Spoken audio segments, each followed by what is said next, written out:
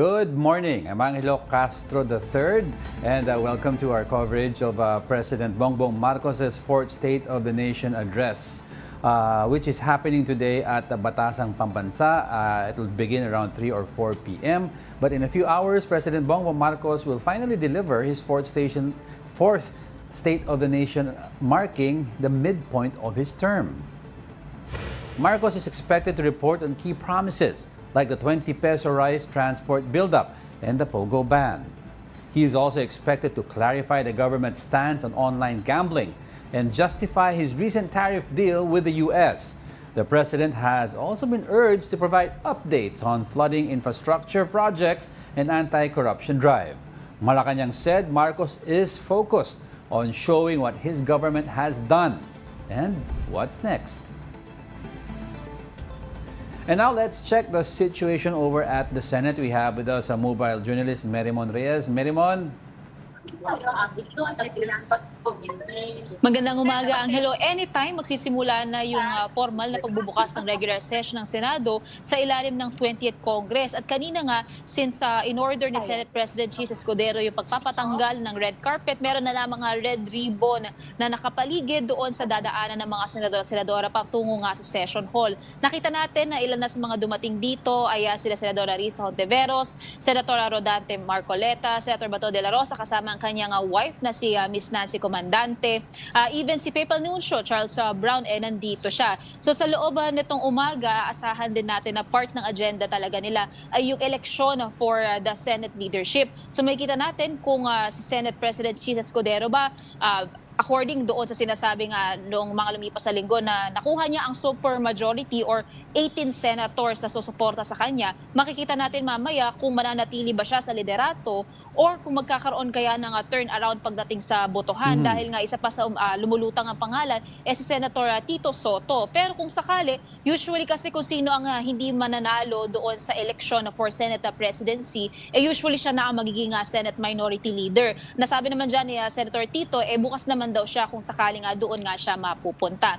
A few hours from now din, bago ang State of the Nation address ni Pangulong Bongbong Marcos, ilan sa sinasabi ng mga lawmaker dito, gusto talaga nila magkaroon ng simplicity itong seremonya ngayong araw na to. So wala yung red carpet, simplehan lang, hindi ito magiging fashion walk, hindi rin sobrang magiging magarbo. And base sa mga nakita natin kanina, mga barong Tagalog and mga simpleng regal Filipiniana yung nakita nating suot ng ilan sa mga senadora. Pero they are hoping na sana mamaya mapag-uusapan na sa SONA ni Pangulong Marcos is yung infrastructure projects, flood control measures at titignan din natin kung magkakaroon kaya ng pagbabanggit tungkol doon sa online gaming o gambling. Yes, itong si Pangulong Marcos. Balik sa'yo. Yeah, meron man pag-usapan natin kasi I remembered, I think it was 2 weeks ago, nag-usap tayo about Senate leadership na meron na ngang number of senators that have expressed their intent to support SP Chis Escudero. Pero parang ang pinag-usapan natin noon at that time, wala pang pumipirma talaga. Ang question ko is, may narinig ka ba kung ilan na ang possible magiging signatures ni former Senate President Tito Soto? Actually, Angelo, yung lumipas na linggo, ang sinasabi sa atin kasi ng mga senador, pumipirma raw sila pero hindi nila nakikita kung yung pangalan daw nung ibang mga senador na pipirma doon sa supposed resolution. Kasi raw maliit lang daw ito. So far, until ngayon, ang numero na meron tayo is mula doon sa 24, 18 senators yung sinasabing magpapakita ng suporta kay SP Chis. Pero ang usually pagdating dito, yung majority na kailangan lang talaga para magwagi nga doon sa liderato is 13 over 24. So kung sakaling mga magpatuloy na sa botohan, 18 talaga ang mananatiling boboto dito kay SP Chis, magpapatuloy talaga siya sa liderato. Pero meron mo kasi ang inaabangan ng marami, yung magiging galaw ni Senator Bam Aquino at ni Senator Kiko Pangilinan. Kasi it's been in the news, di ba, recently na supposedly mag-majority sila, which was medyo negative ang naging reaction ng mga tao. So, anong naririnig mo, Merimon? Does it look like that they will vote for SP Chis? Kasi automatic yan, if they vote for SP Chis at naging Senate President, majority sila. Kanina nung pagdating ni Senator Bam dito sa mismong pasukan nila papunta sa session hall, sinubukan nating makapanayam siya at matanong nga yung kanyang magiging alignment dito sa Senado. Kaso medyo naging tikom ang bibig ng senador, kaya baka sa loob nitong umaga na to, doon natin makikita talaga yung final alignment nila. And so far, ang pinaka narinig natin at nakapanayam natin, ito nga si Senator Mig Zubiri, pero ang topic kasi yung tungkol doon sa impeachment case laban kay VP Sara na dineklara nga ng Supreme Court as unconstitutional. Ang nasabi dito ni Senadora Zubiri, wag daw nilang i-defy. Para daw sa kanya, wag na raw nilang i-defy yung order ng Korte Suprema. So pagdating doon sa supposedly pag-reconvene ng Senado bilang impeachment court, titignan ba natin kung ano nga ba yung magiging desisyon dyan, lalong-lalo na nitong mga incoming senators. Pero kailan sila mag-reconvene? Kasi although gusto nga i-defy ng iba, but may mga ibang key senators, mas lalo yung mga bagito, na nagsabi, wait, hindi kami kailangan sumunod because we are on a different branch altogether. See, I think that was Senator Tito Soto, yun, Senator Bam Aquino, very vocal, Senator Kiko Pangilinan. Mukhang tumataas din ang numero na nagki-question sa decision ng Supreme Court. Tama, kasama din dyan itong si Senadora Risa Ontiveros na nag-explain o nag-express ng kanyang pagkadismaya doon nga sa lumabas na desisyon ng Korte Suprema. Supposedly, kung hindi nagkaroon ng ganitong announcement ang Supreme Court itong lumipas na linggo, around after nito, 1 week, so mga August 4, doon natin naasahan talaga yung reconvening ng Senado bilang impeachment court. Pero since nagkaroon ng ganitong desisyon ang Korte Suprema, maaari ngayon kung mapag-uusapan man mabilisan, panandalian, o kaya naman ay bukas talaga sa kanilang sa next sessions, mapag-uusapan at mapagdedesisyonan itong impeachment case laban sa bise. Pero so far ngayon kasi umaga, bago sila magtungo nga sa batasan para sa SONA, unahin talaga, part talaga ng agenda nila is yung botohan para sa liderato. Balik sa'yo. Yeah, meron mo nakikita ko yung live feed ngayon, no? Nagsisimula na ata ang session. May mga balita ka ba na, although it's officially, no, as 20th Congress na tayo, may balita ka ba if today din magkakaroon at least ng assignment sa mga major committees para sa mga senador? Maaari, yun din yung nasabi sa atin na last time ni na SP Cheese na yung pagdating doon sa organization ng committees, kung sino yung mag-chair dito or mag-vice chair, maaari rin ngayong masimulan na. Pero since kailangan pa raw itong i-assign, mapag-uusapan din daw syempre kung sino ang matutoka sa mga ito, pwede rin abutin naman ng ilang araw. Pero hindi malabo na maaari magsimula na talaga yun, yung pag-oorganisa ng mga subcommittee ng Senado. Meron mo until what time sila magkakaroon ng session kasi and what time will they head over to yung Batasan? Usual, ang travel time kasi mula dito sa Pasay papunta doon sa Batasan pa Commonwealth is around 1 hour plus traffic pa yan, so pwedeng lumagpas pa. So inaasahan natin na by noon or hindi man naabot na nga sobrang late sa hapon, matatapos sa itong session nila plus lunch break, tapos sabay-sabay na sila nga tutungo nga sa Batasan. So hopefully, bago rin na makarating si Pangulong Bongbong Marcos, makapwesto na rin doon ang mga senador. Baka you can confirm sa amin, Marymon, sino sa mga senador? Kasi si Senator Bato hindi pupunta sino pa ang ibang hindi pupunta sa SONA ni PBBM? By personal choice nga raw, sabi ni Senator Bato, yung hindi niya raw pagpunta mamaya sa SONA kasi nga meron daw siyang ilang mga kongresista o kaya daw mga tao raw sa Malacanang na ayaw niya na raw makipagplastikan. Pero nung natanong natin, for example, kung sa Duterte Block ba, meron pang makakasama niya na hindi pupunta. Ang sabi niya, depende raw ito sa magiging desisyon talaga ng mga senador. So sa ngayon, wala pa tayo nakukumpirmang iba bukod kay Senator Bato na hindi pupunta sa SONA mamaya. So si Senator Robin Padilla hindi rin nagparamdam kung ano desisyon niya? Hindi rin, hindi pa talaga. Medyo, sa ngayon kasi medyo tikom pa yung bibig ng mga ito, yung ilang mga senador. Ang nagkukumpirma pa lang talaga is si Senator Bato. Pero either itong ilang mga senador naman, halimbawa sina Senator Kiko Pangilinan, Bam Aquino, asahan daw natin yung pagpunta talaga nila mamaya. Pero for Senator Bato, last week pa lang sinabi niya na hindi siya pupunta sa SONA. How about si the presidential sister? Kasi alam naman natin, Marymon, magkaroon ng lamat ang dalawang yung kapatid. Tama, yan din yung inaabangan natin ngayon. Pero sa ngayon kasi even last week, sinusubukan din nating matanong kaya Senadora Amy, so far hindi pa rin nakukumpirma kung pupunta ba siya or hindi. I'd like to go backtrack before I let you go in a bit, no, Marymon. Yung sinabi mo, nakausap mo si Senator Mig Zubiri. Kasi si Senator Migs, regarding online gambling, total ban siya. Pero nagkakaproblema sa lower house and ibang senador kasi yung iba regulate ang stance nila. So may naririnig ka ba kung what will happen regarding it? Is he willing to regulate or does he remain firm in his stance on total ban?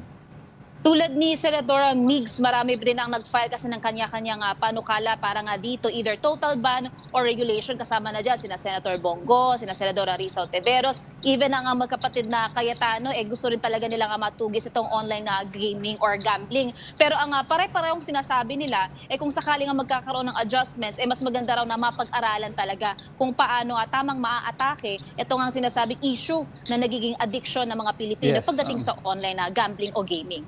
And then, last na to, Mary Mon, may narinig ka ba ano expectation sa mga senator marinig? Especially, a lot of them have been vocal about yung supposed flood control projects na pinangako ni PBBM, SONA straight. Hanggang ngayon, ang sinasabi ng iba, wala pa naman improvement. Tama. Bukod dyan, ang ine-expect nila na sana raw mapag-usapan is yung major infrastructure project. Sabi niya ni Senator J.B. Ejercito dahil nga raw, dito raw nakikita yung magiging investment ng direct foreign investors. At since nasa gitna na tayo ng termino nga ng Pangulo, sana raw mapag-usapan ito. Bukod dyan, flood control projects, even ang iba pang maliliit na issue at isa pa nga sa pinaka-hinihintay nga nila kung sakali man, sana nga raw matalakay ang online gaming o gambling. All right, I will keep in touch. Thank you for the updates, mobile journalist Mary Mon Reyes. In the meantime, we have the opening of the 20th session, 20th Congress officially, and I will be taking you to what's going on in the Senate. We shall now proceed with the formal oath-taking of the newly elected senators. May we request the aforementioned newly elected senators to kindly KFC. rise in order that you may take your oath from your respective seats.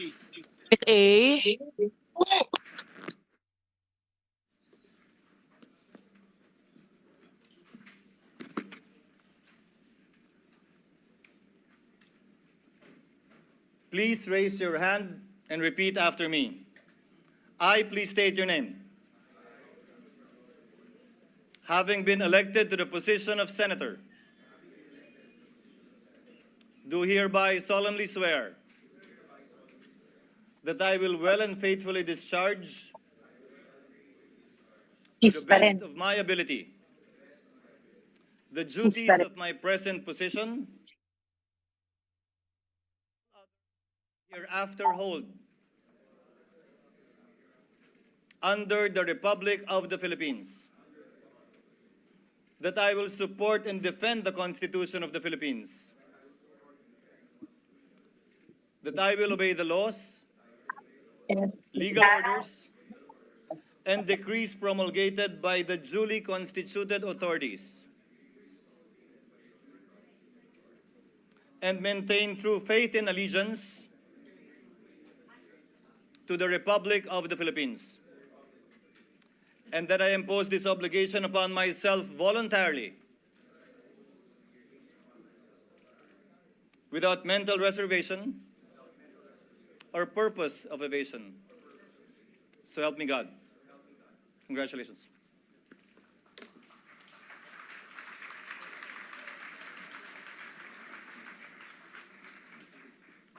Secretary will please call the roll. Roll call of members, the Honorable Senator Aquino, Senator Cayetano Alan, Senator Cayetano Pia, Senator De La Rosa, Senator Ejercito, Senator Estrada, Senator Gatchalian, Senator Go, Senator Hontiveros, Senator Lacson, Senator Lapid, Senator Legarda, Senator Marcoleta, Senator Marcos, Senator Padilla, Senator Pangilinan, Senator Soto, Senator Tulfo Erwin, Senator Tulfo Rafi, Senator Villanueva, Senator Villar Camille, Senator Villar Mark, Senator Zubiri, Senate President Escudero. With 24 senators present, Chair hereby declares the presence of a quorum. Majority Leader, Mr. President, I move that we suspend the session. any objection? Hearing none, session is suspended.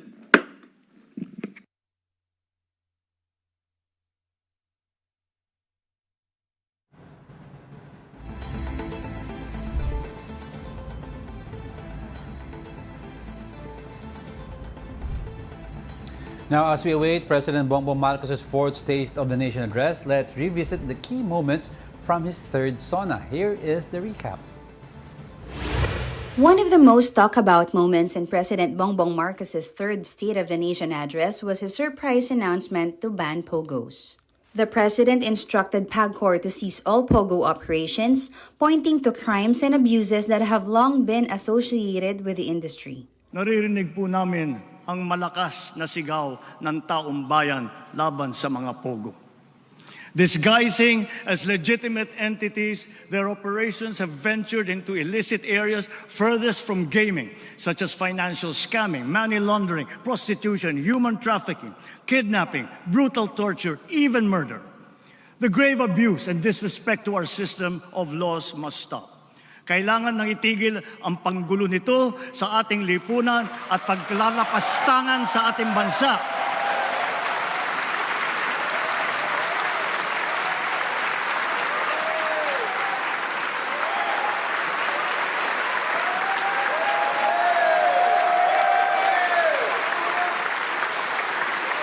Effective today, all pogos are banned.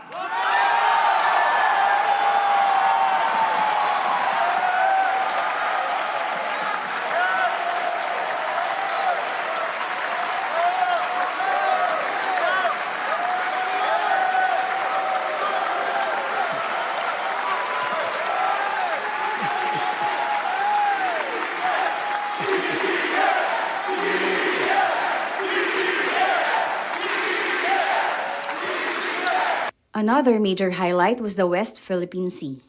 With a firm stance, Marcos declared that the Philippines will never yield nor waver in asserting its sovereign rights. The Philippines cannot yield. The Philippines cannot waver. We are continuing to strengthen our defensive posture, both through developing self-reliance and through partnerships with like-minded states. Ang West Philippine Sea ay hindi katang-isip natin lamang. Ito ay atin. Ito ay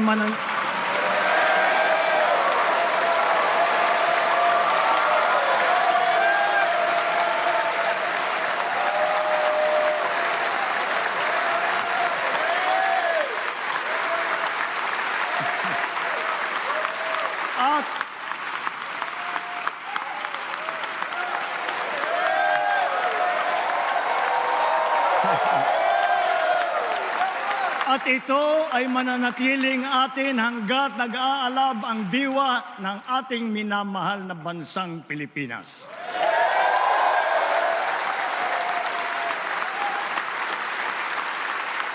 The statement earned a standing ovation as he vowed to enforce laws in maritime zones and archipelagic sea lanes, calling it intergenerational mandate for every Filipino. He also thanked the armed forces, the Coast Guard, and the country's fisherfolk who continue to defend Philippine waters every day. The president didn't shy away from economic issues either. He admitted that rice remains too expensive for many Filipinos.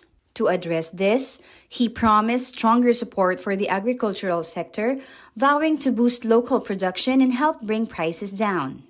The hard lesson of this last year has made it very clear that whatever current data proudly bannering our country as among the best performing in Asia means nothing to a Filipino who is confronted by the price of rice at 45 to 65 pesos per kilo.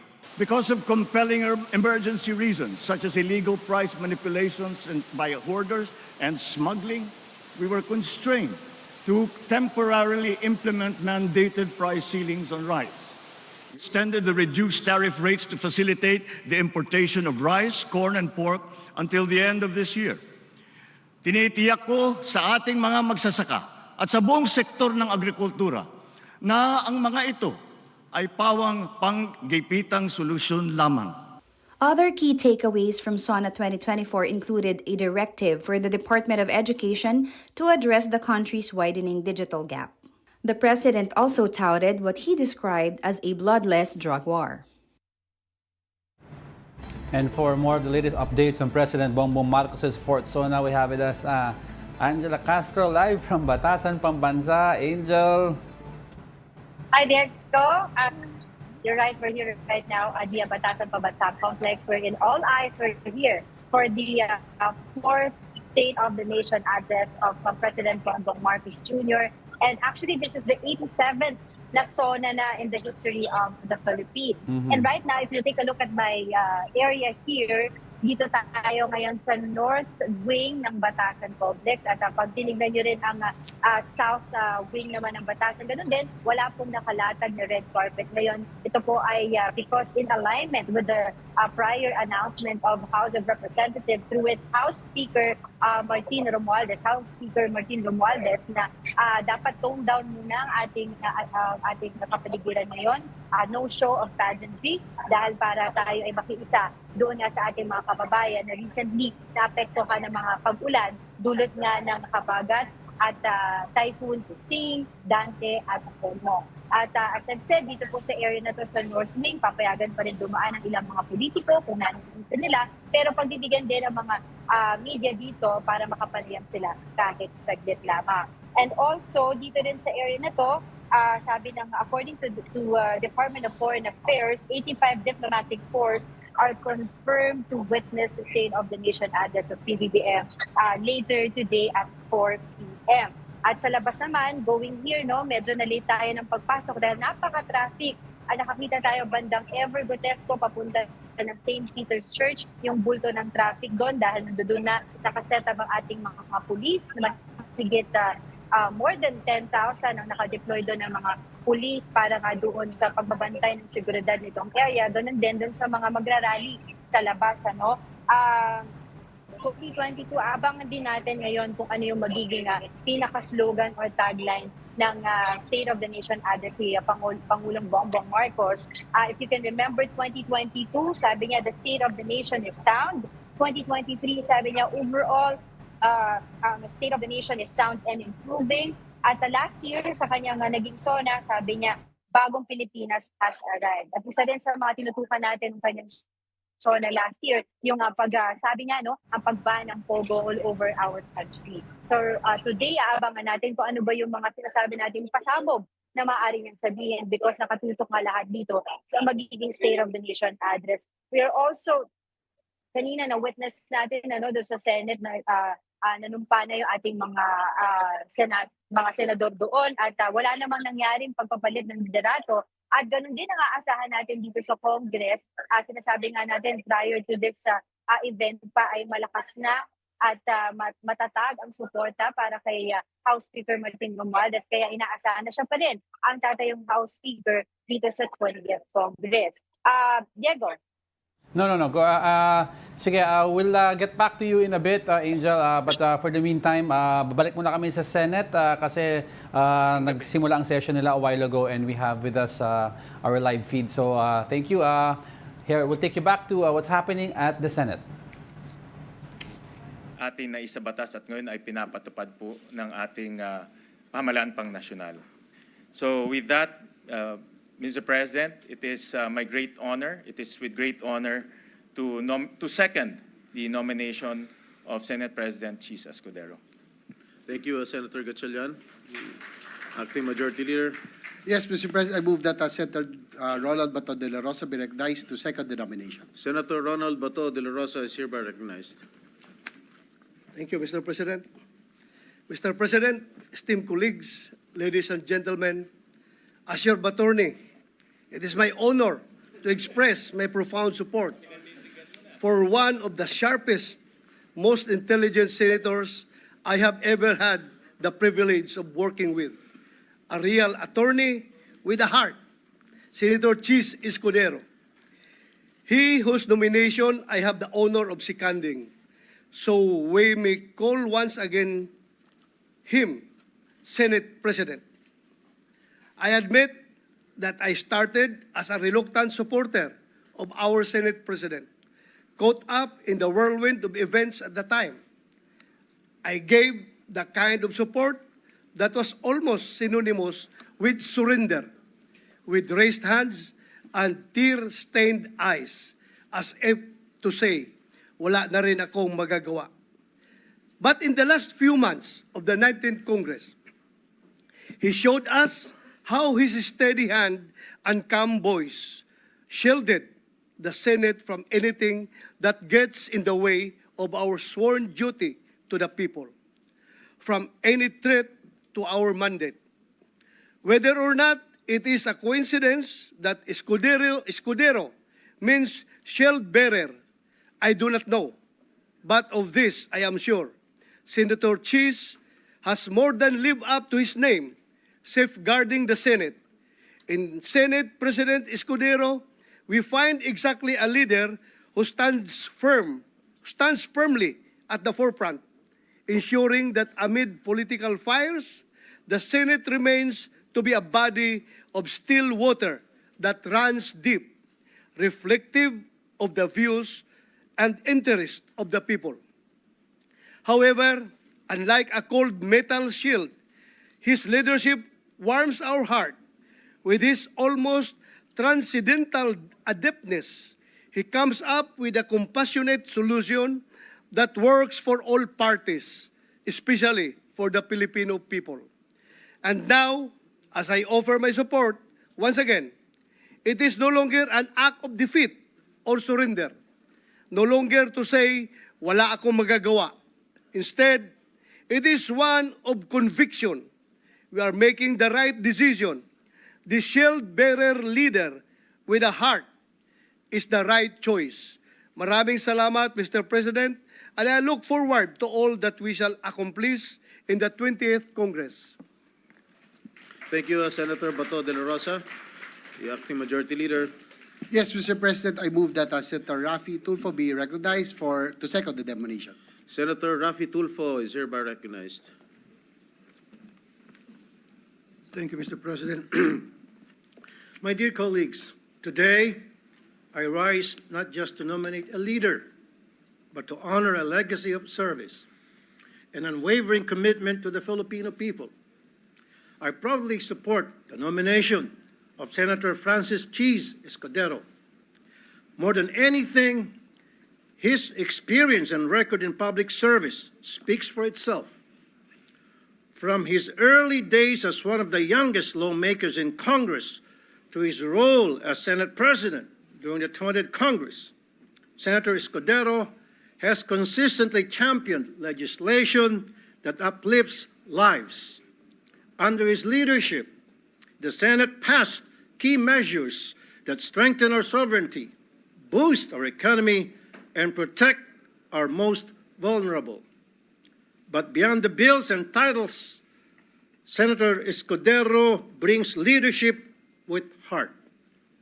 Matibay na puso ang kailangan upang pagtagpuin ang 23 magkakaibang opinyon dito sa Senado at ibalanse ang mga ito sa direksyon na nais tahakin ng ehekutibo.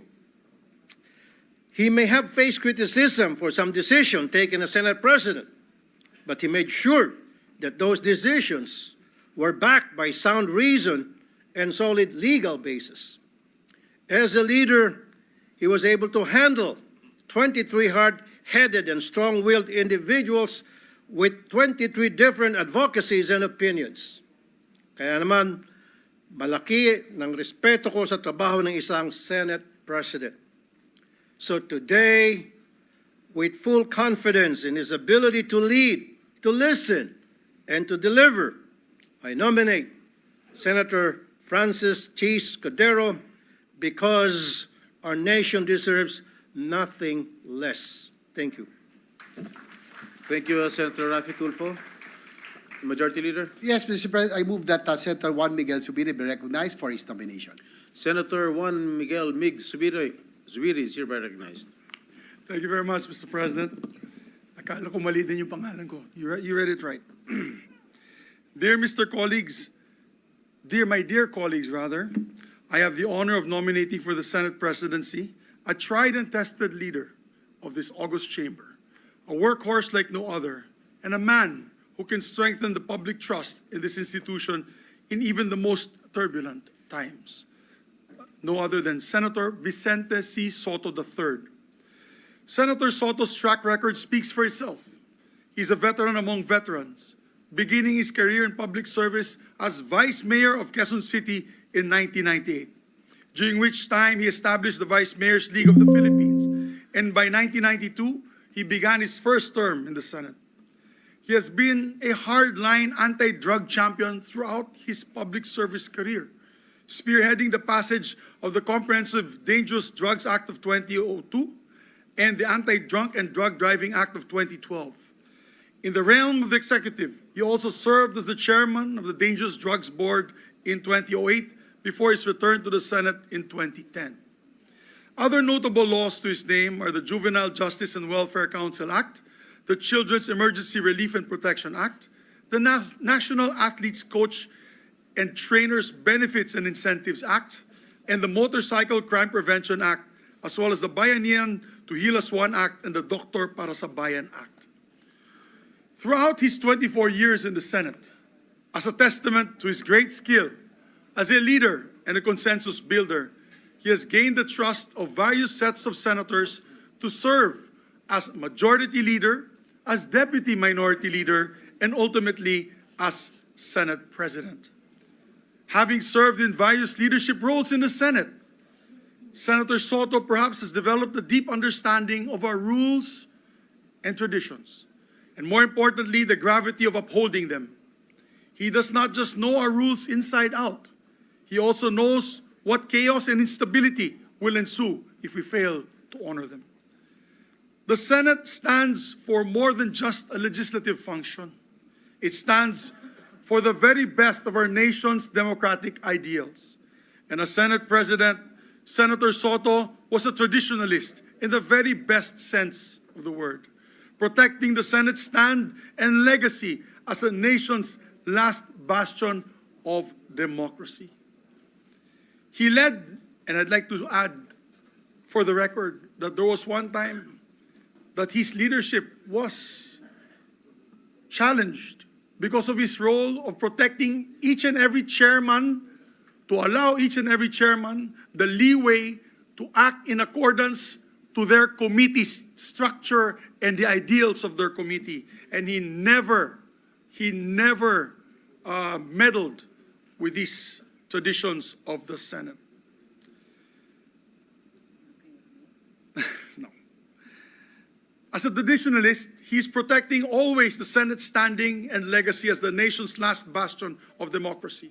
He led with fairness and transparency and led as primus inter pares, first among equals. Walang linalamangan, ika nga. Under his leadership, the Senate had a healthy spirit and exchange of debates between the members. But also a spirit of unity that inspired trust and confidence in the Filipino people.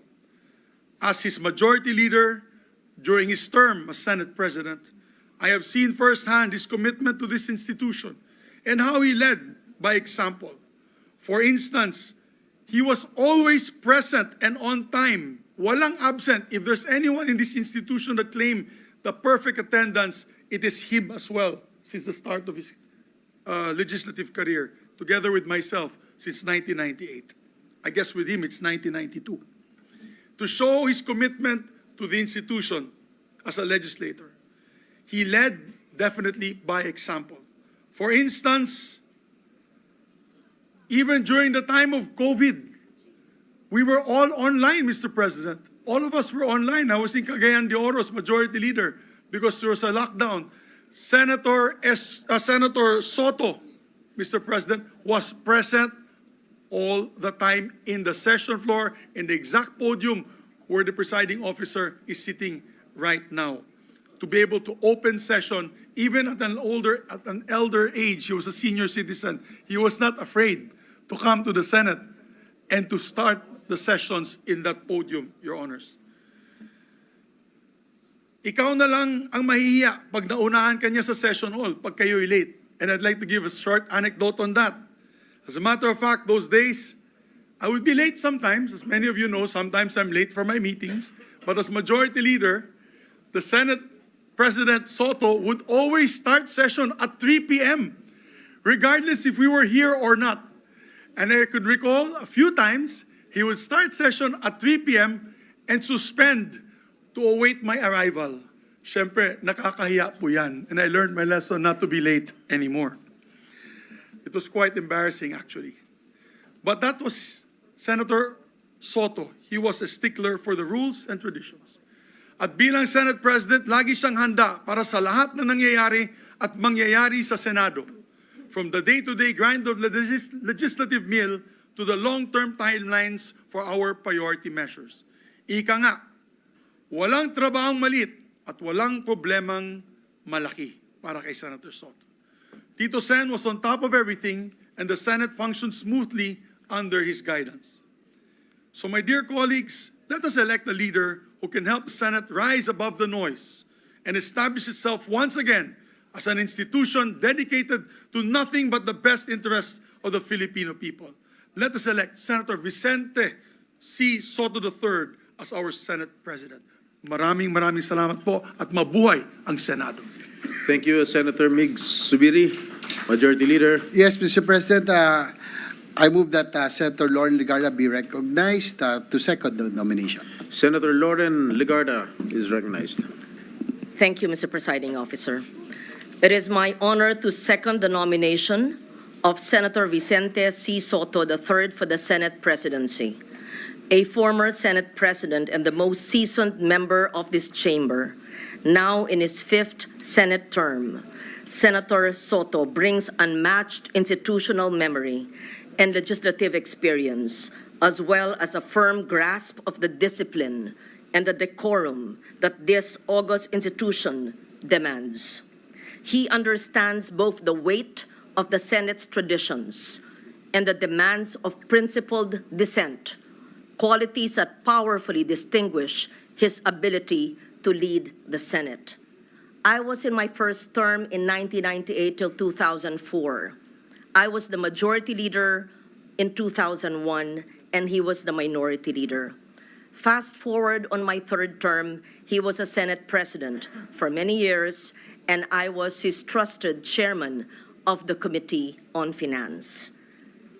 We've worked together for more than 25 years, and I can attest to his discipline that he will lead with transparency, discipline, decorum, accountability, and many more, the traits needed by the institution at this time. This designation affirms our commitment to a Senate that is discerning and grounded in democratic principles, engaging in the work of legislation with integrity, transparency, accountability, and independence. Thank you, Mr. President. Thank you, Senator Lauren Legarda, Majority Leader. Mr. President, there are no other nominations. I therefore move that we close the period of nomination and proceed to vote for the position of the President of the Senate. Is there any second? Senator Alan Peter?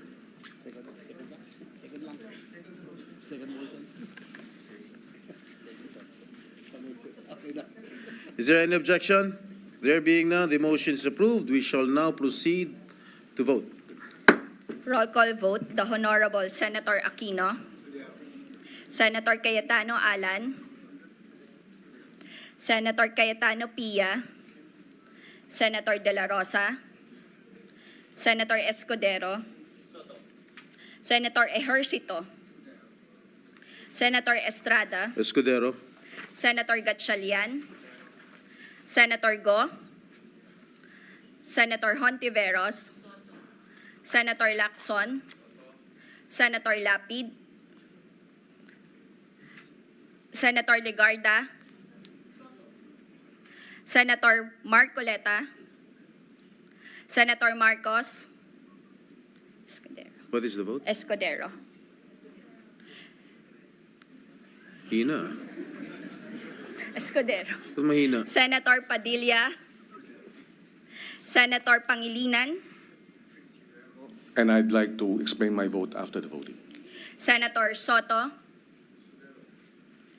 Senator Tulfo Erwin, Senator Tulfo Rafi, Senator Villanueva, Senator Villar Camille, Senator Villar Mark, Senator Zubiri, Lapid Escudero.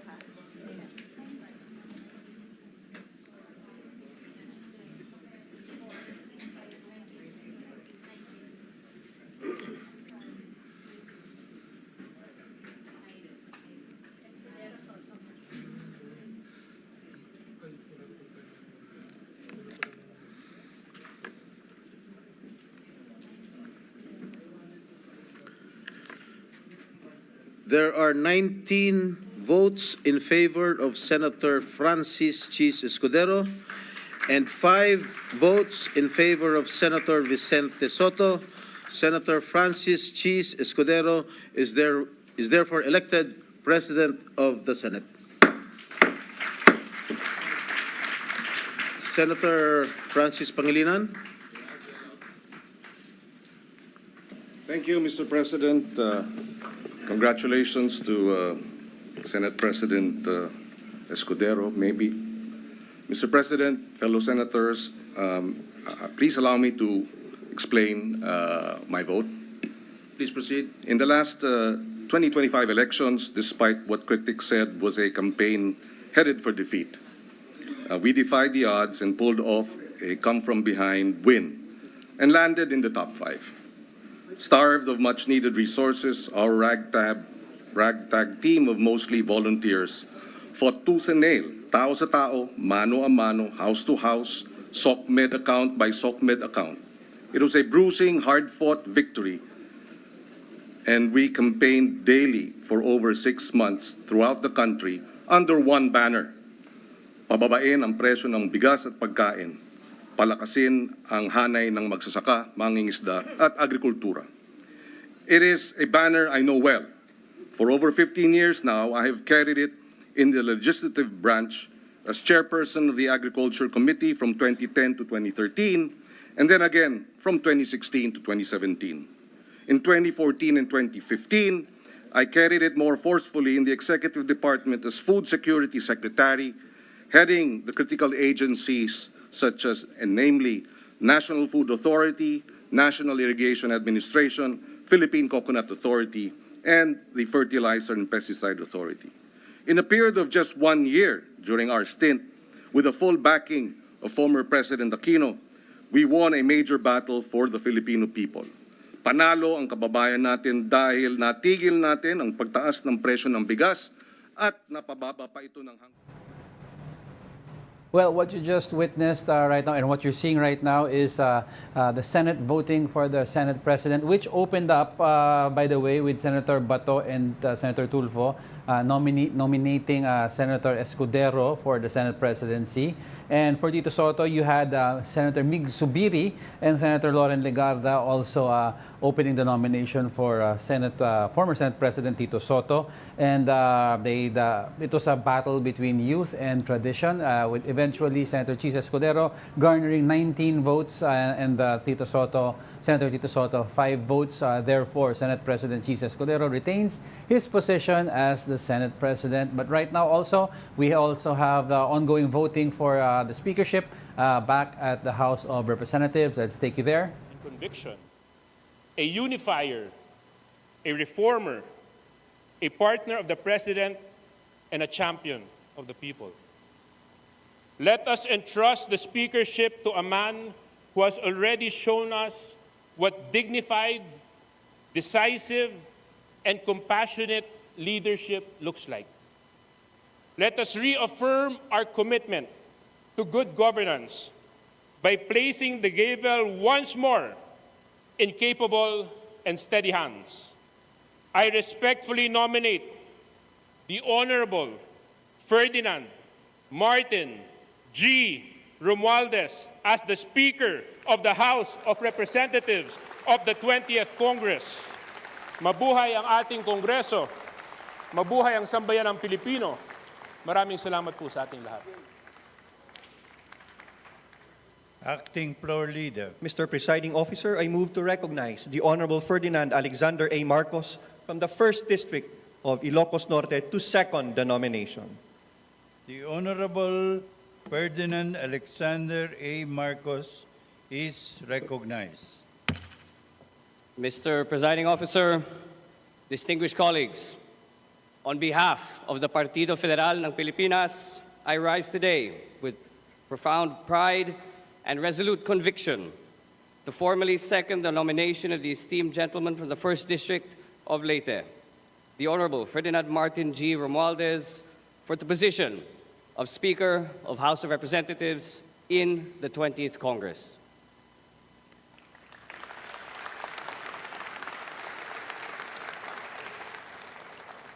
Acting Floor Leader. Mr. Presiding Officer, I move to recognize the Honorable Wilfredo Mark M. Enverga from the 1st District of Quezon to second the nomination.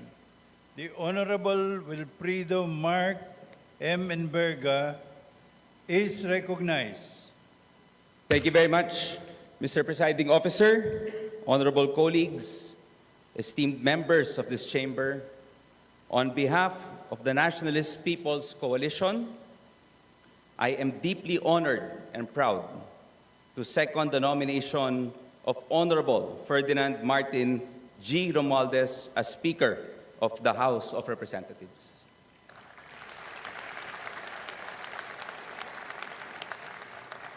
Acting Floor Leader. Mr. Presiding Officer, I move to recognize the Honorable Ronaldo V. Puno from the 1st District of Antipolo to second the nomination. The Honorable Ronaldo B. Puno is recognized.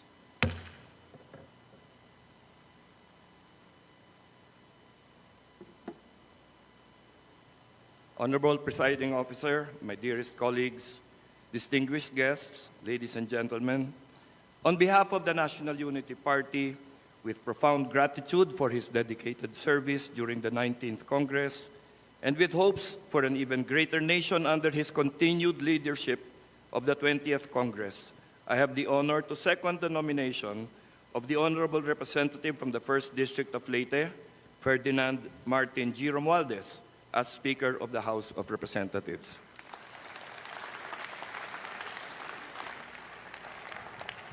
Acting Floor Leader. Mr. Presiding Officer, I move to recognize the Honorable Yevgeny Vicente B. Imano from the 2nd District of Misamis Oriental to second the nomination. The Honorable Evgeny Vicente Emano is recognized. Thank you, Mr. Presiding Officer.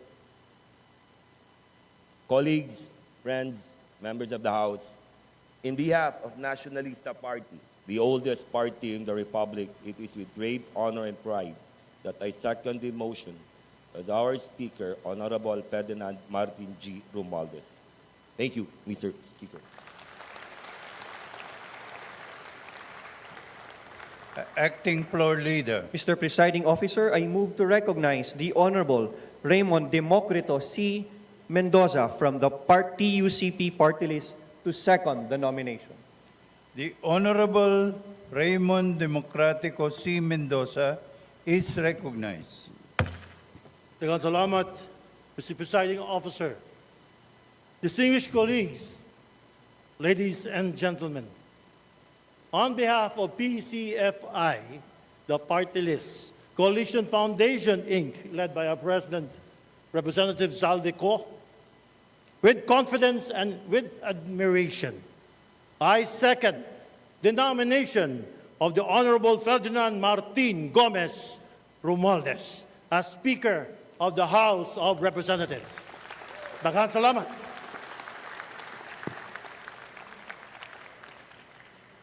Acting Floor Leader.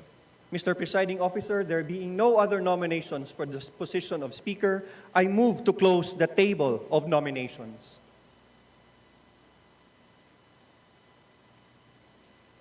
Mr. President, the Honorable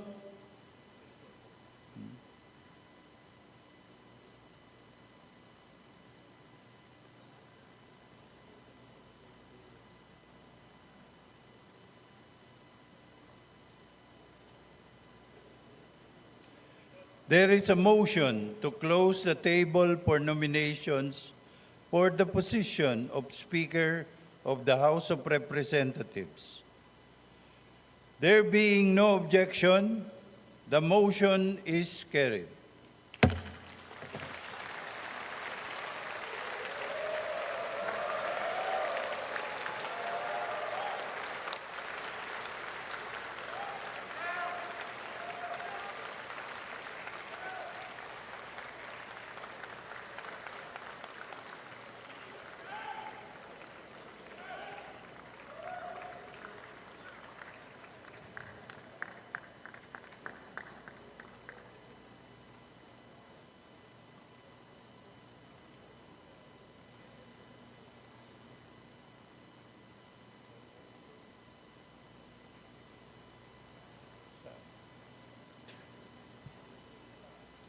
Acting Floor Leader. Mr. Presiding Officer, I move to proceed with the election of the Speaker of the House of Representatives.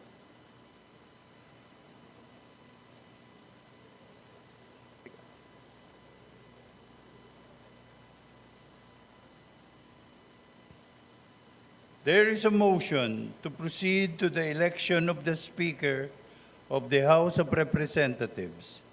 There being no objection, the motion is approved. The election of the Speaker of the House of Representatives is now in order.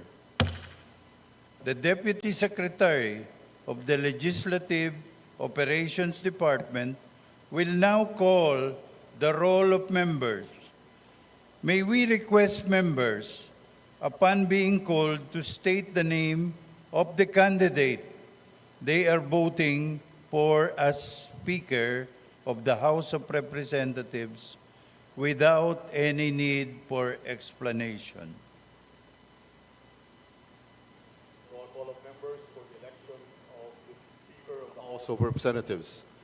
Honorable Representatives Abalos.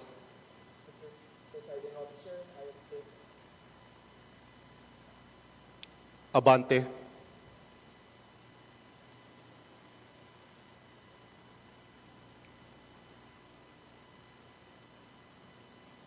I fully support Speaker Martin Romualdez as the Speaker of the House of Representatives in the 20th Congress. May I explain, Presiding Officer, my vote? Lana, sana i-explain. Mr. Presiding Officer, with the kind indulgence of the Honorable Abante, let's proceed with the voting without explanation. Asidre. Thank you, Kong Abante. Mr. Presiding Officer, Tingog Party List votes for Speaker Martin Romualdez. Akop.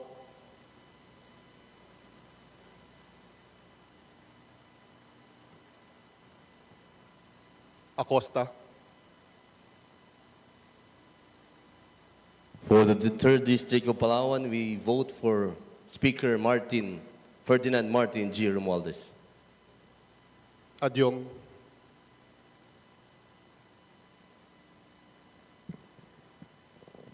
The 1st District of the Province of Lanao del Sur votes Representative Ferdinand Martin G. Romualdez for the speakership. Advincula.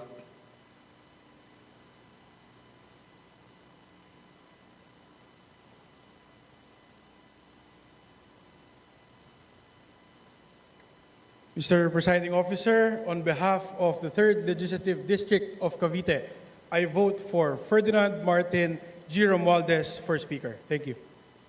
Agarao.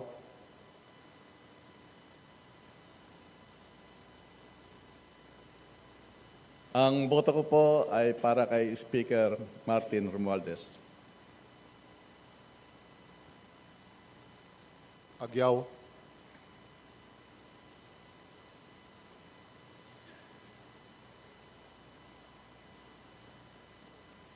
From the Lone District of Kalinga, ang boboto ko po si Speaker Romualdez. Alano.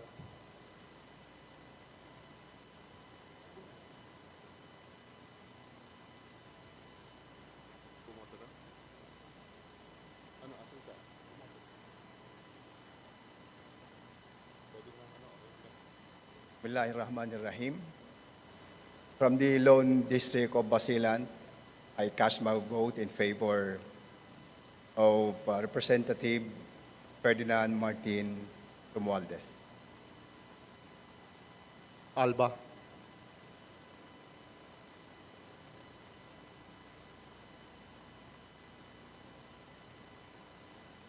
Mr. Presiding Officer, from the 1st District of Bukidnon, I cast my vote in favor of the Honorable Ferdinand Martin G. Romualdez for Speaker of the House of Representatives. Albano. Mr. Presiding Officer, this humble representation of the 1st District of the Province of Isabela votes for a man for all season, a good leader and a good friend to all and a visionary, and one of the best public servants that I've ever seen and honored to meet. I vote for the representative of the 1st District of the Province of Leyte, Honorable Ferdinand Martin Gomez Romualdez. Almario Chino Miguel. From the 2nd District of the Province of Davao Oriental, this representation humbly votes for Honorable Ferdinand Martin G. Romualdez as Speaker of the House. Almario Dennis.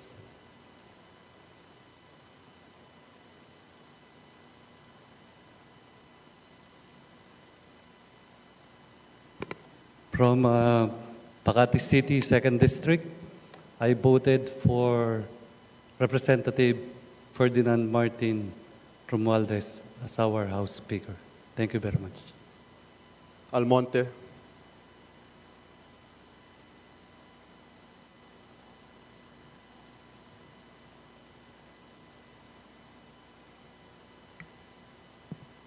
For the 1st District of Misamis Occidental, Speaker Martin Romualdez for the speakership. Alvarez Jose.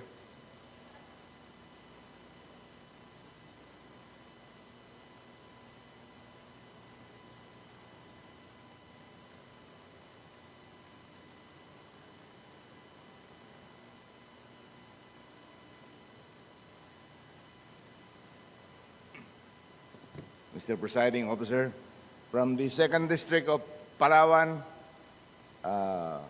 we vote for Representative Ferdinand Martin G. Romualdez as the Speaker. Thank you. Alvarez Mercedes. Mr. Presiding Officer, I vote for Representative Romualdez. Amante.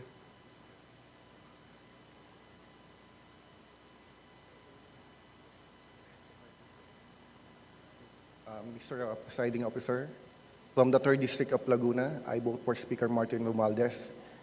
He is the best man for the job. Congratulations. Well, what you just witnessed is this time Congress or the House of Representatives voting for the speakership. You had Congressman Marcos and Ronaldo Puno, Congressman Emano, and Congressman Mendoza all seconding the nomination for Speaker Romualdez. And the way it's going is we might have a runaway victory again for Speaker Romualdez and to retain his position as House Speaker as expected. In the meantime, the counting of votes is ongoing and we'll have the results soon after. But in the moment, we'll be back with you. More stories after the break. Keep it here on One News.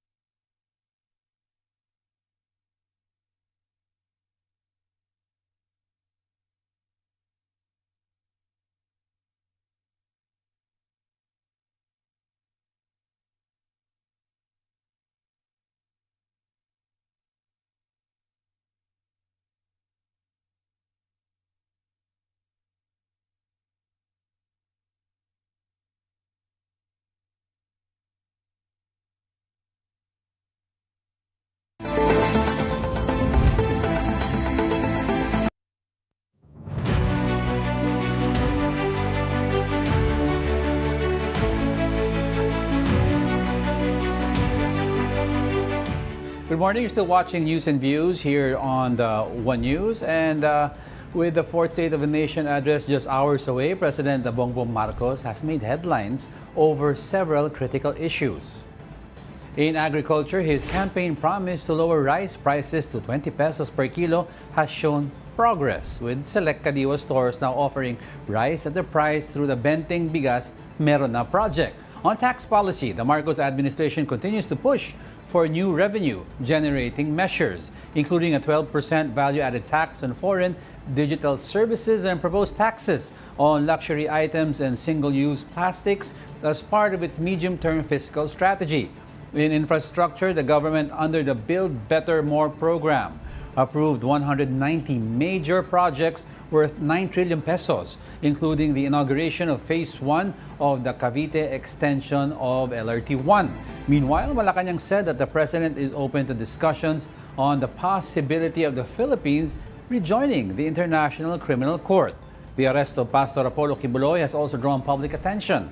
The religious leader, long wanted by U.S. authorities for alleged trafficking and other crimes, was taken into custody by Philippine authorities last September. And of course, to provide more insights in the chaos, we have with us Richard Heydarian. Yeah, where there is chaos, there is Richard.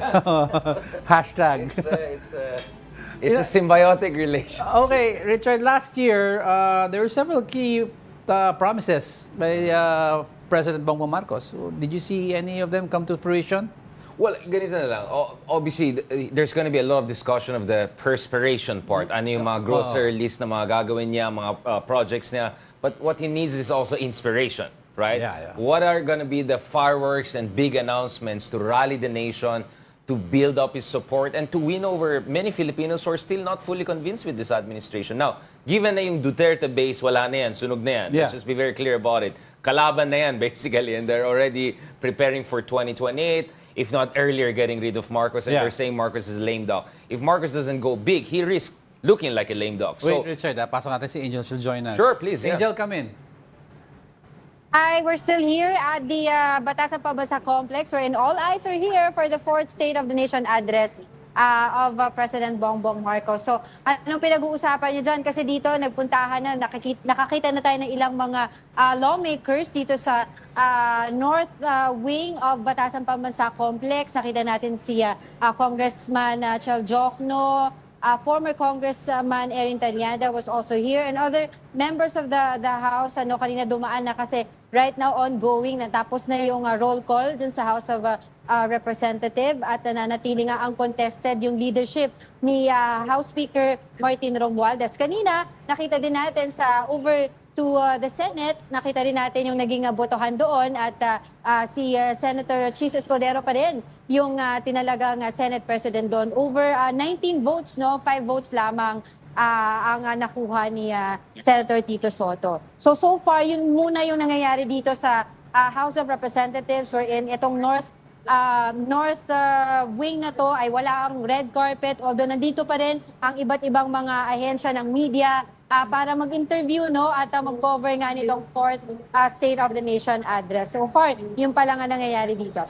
Tingnan nga natin. Walang physical red carpet, pero yung treatment, tingnan natin kung meron. Richard, hold a thought about what I asked you. What I want to ask you is about what happened sa Congress and Senate today. Yeah. What does this tell you?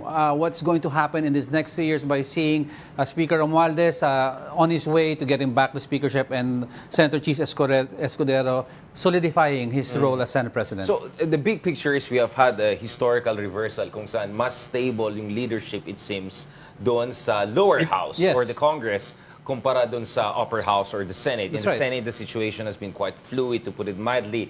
Nevertheless, in the meantime, I think because of the Supreme Court ruling, it kind of perhaps vindicated or at least put some wind in the wings of Chis Escudero, who has been raising skepticism about the impeachment process. So perhaps that explains why he was able to head off itong Tito Soto challenge. But that's for now. He only got 5. Exactly. So it's going to be a very, but for me, the only solid in the Senate is the 7 Duterte supporters solid. The rest, I think, it's going to be a fluid going on. Speaking of fluid, I mean, you have Bam and Kiko and Risa in one frame, but on different side of the bench. You mentioned you have the 7 solid, so you're saying out of the 19, that 7 solid, you will see a lot that will happen as their own agendas Absolutely. come out. We're talking about 24 republics, right? So it just happened because of historical reasons and the strength of the Duterte ideology. Meron ka mga 5, 6, 7 na solid na Duterte-based talaga na senators there. But the rest, they're single republics. I mean, so single that we don't have Bam and Kiko and Risa together. You know, it's really interesting because I remember historically, you were saying it also na ang pag-alam ko, pag sinabi mong Congress, talaga ang shifting ng leadership, grabe. I mean, let's remember yung Diba? SONA, what was it, 2018? Hindi natin alam. Sino ba? Yes. Is it Pantaleon Alvarez pa rin? Is it Arroyo? Like, Nawala yung roster. It was a mess. I would say since the Venetia, this is the most stable, perhaps, leadership we have, considering the fact that Romualdez took a big hit from the Duterte side, right? In terms of, syempre, yung articles of impeachment, the whole tambalos back and forth. For him to have close to what, 300? 300. And barely anyone losing dun sa team who were behind the Quadcom hearings and all. Only one lost at hindi yata, I think, governor ang pinag. So, for me, considering everything, this is a very impressive consolidation and preservation of power by Romualdez. I don't know if he has higher ambitions for national office, but so far, pagdating sa Speaker of the House, he seems to be a master choreographer. Solid. Tsaka uncontested yung leadership niya dito. Talagang wala na. Walang lumaban Walang sa kanya. ibang na-nominate, di ba, Angel? Walang ibang na-nominate, no? Siya lang. I mean, Arroyo tried wala. to make some feelers, but in the end, she had to give up. Yep. Yeah, I want to ask Richard also, well, it came us with no surprise dun sa nangyari doon sa Senate, dahil yun na yung pinag-uusapan pa rin na talagang si Senator Chis Escudero, yung mananatiling Senate President doon. At yun nga, finally nakita na rin natin yung dalawa, si Senator Kiko Pangilinan at saka Senator Bam Aquino will really join a majority. Tingin natin, makikita natin dito yung talagang mahahawakan nila yung kanilang mga gustong committee.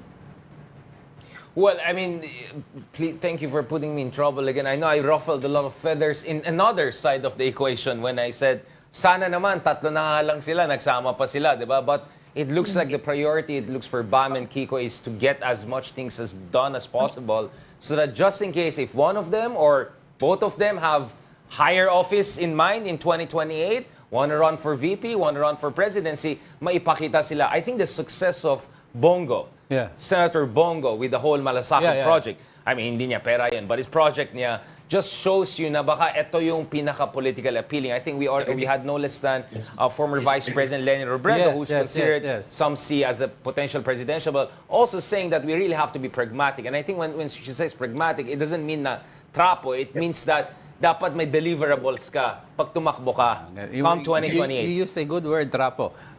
I'd like to ask you, Senator Bam, Senator Kiko, do you see them now towing the line of yung mga policies or sa letak ng Pangulo with regards to just bowing down and following what we all know naman what happens there? Do you see them towing the line or will they have their own independence despite of being in the majority? Well, we don't know what's the quid pro quo. I mean, is it because friends lang sila ni Cheese, like, come join me and we're gonna be fine? It looks like Cheese didn't need them to form the majority. Yeah, no matter it's decisive, what. right? So is there gonna be something in exchange for them? I mean, I don't think there's free lunch in politics, right? So if you're gonna get chairmanship with big budget and all of that, I think the minimum expectation is if yung DDS7 do some would find questionable hearings or activities, you're expected to keep mum because it's kind of weird to attack your fellow majority members, That's right? So I think at the very least union compromise. But there could be more. There could be some legislative agenda and other things that Cheese might push for. And if you're part of majority, you have to toe the line. I find it fanciful for people to say you can be minority within majority. The hegemonic bloc within the majority is going to be the DDS7. They're going to determine how Cheese is going to move forward.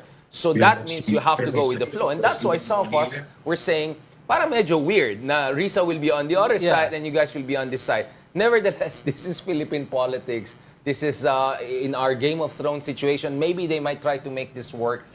The other question is also, of course, I mean, Riza Ontiveros has been in minority since ever. She chose to be still in minority even Yes. from the transition from Mig Zubiri to Chizo Escudero.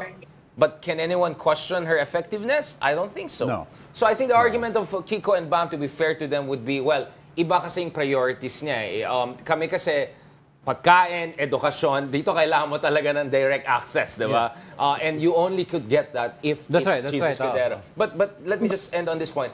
For me to say, as long as they're just pro the trial, and that's good enough, I think that's not good enough. I think you have to look at the holistic performance they're gonna have in the majority. Because, okay, so what you're for the trial? Anyway, alam mo naman mukhang hindi mangyayari. That's the question yan. of the day. Madali lang naman. I think hindi naman mangyayari. Most likely yung trial, maybe next year, who knows? Maybe the motion for reconsideration work.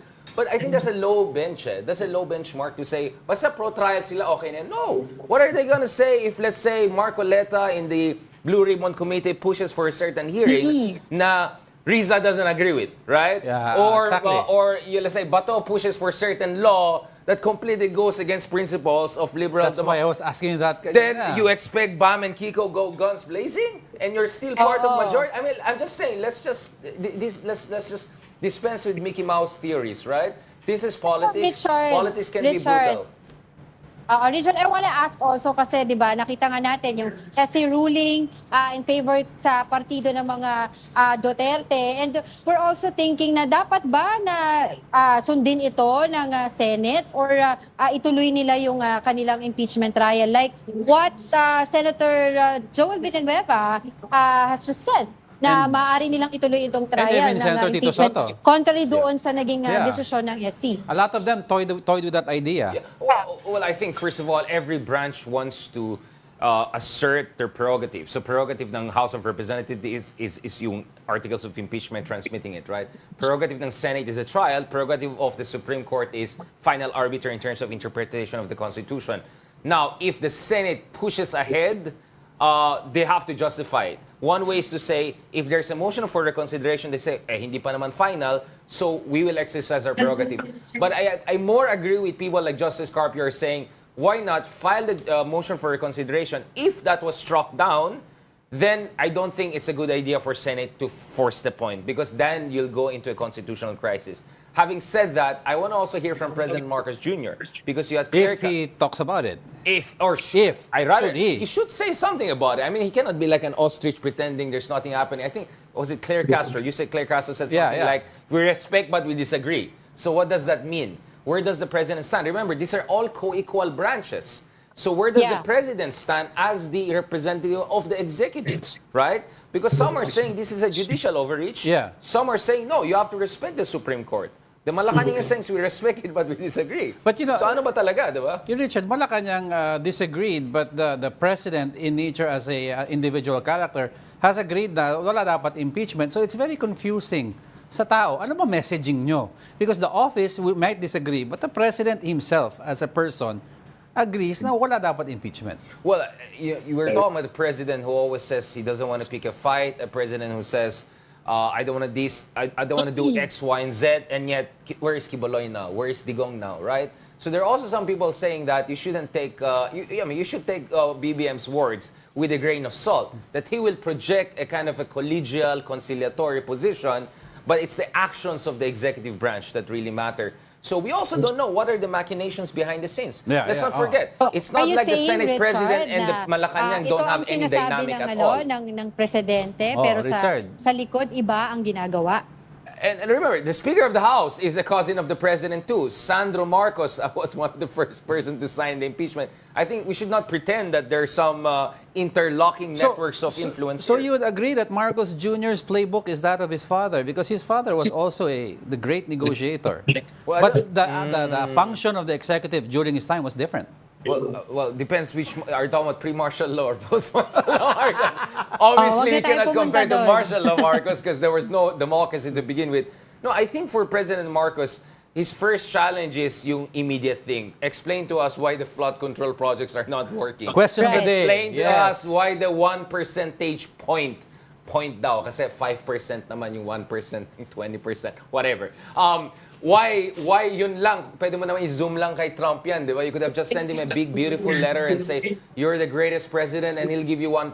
Kung yun lang naman makuha natin. I think he has to explain those things and then lay down a bigger narrative na legacy years ko na to, eto mga kailangan ko gawin, tulungan niyo ako because my success is the success of the nation. Yeah. Yung mga hater ko, wala akong magagawa dyan. Pero sana naman the majority of Filipinos will be with me because for me, this is really a make or break situation for the president because the line is already, he's becoming a lame duck. His approval rating... Tail end na. Tail end is the last 3 years. Exactly. Richard. Yep.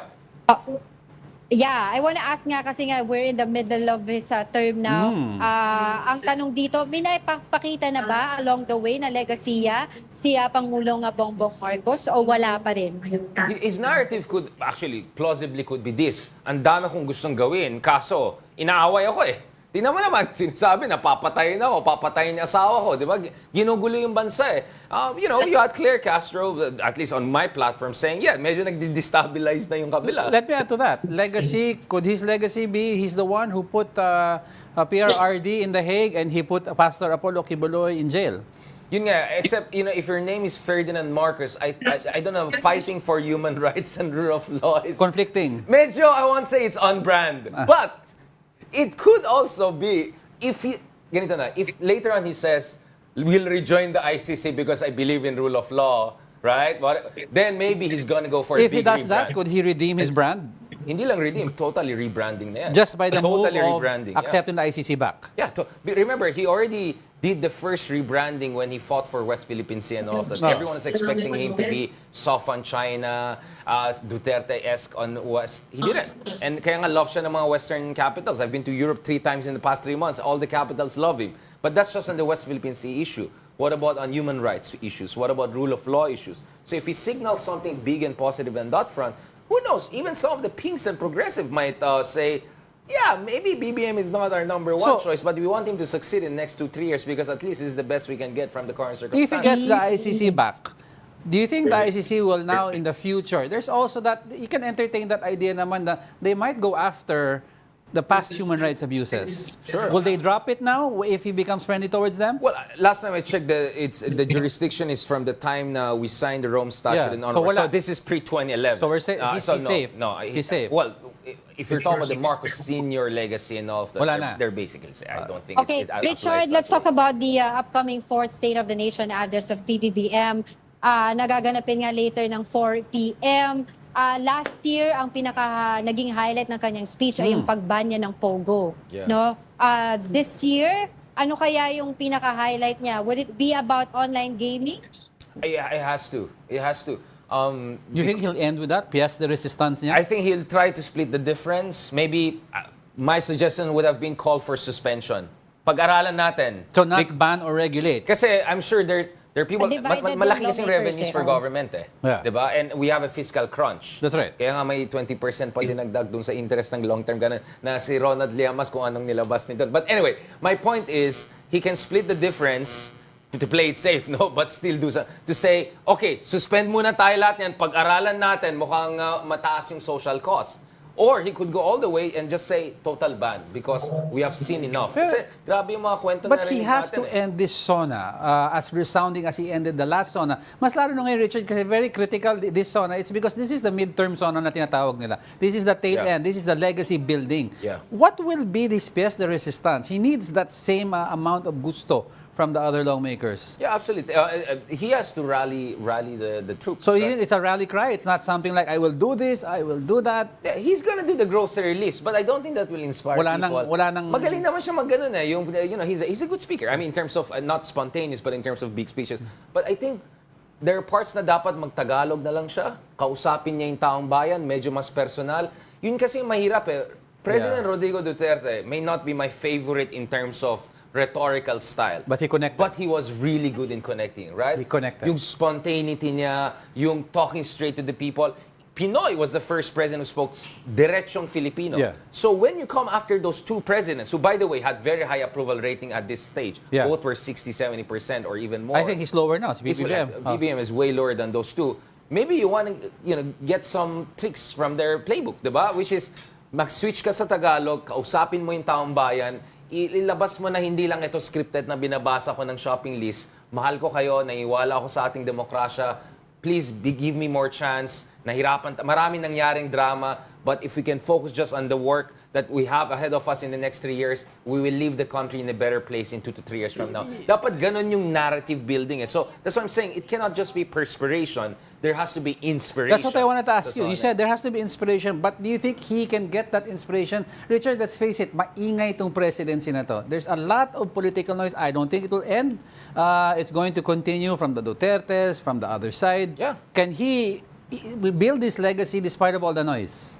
Well, he has to build the legacy through the noise, right? He has to bulldozer his way. The Dutertes are not gonna go away. Yeah. Even if Sara were to be impeached, even if hindi naman tapos ang mga Dutertes, you Mas-iingay still pa have yan. Bongo there, you still have Bato there. Dutertismo is a movement.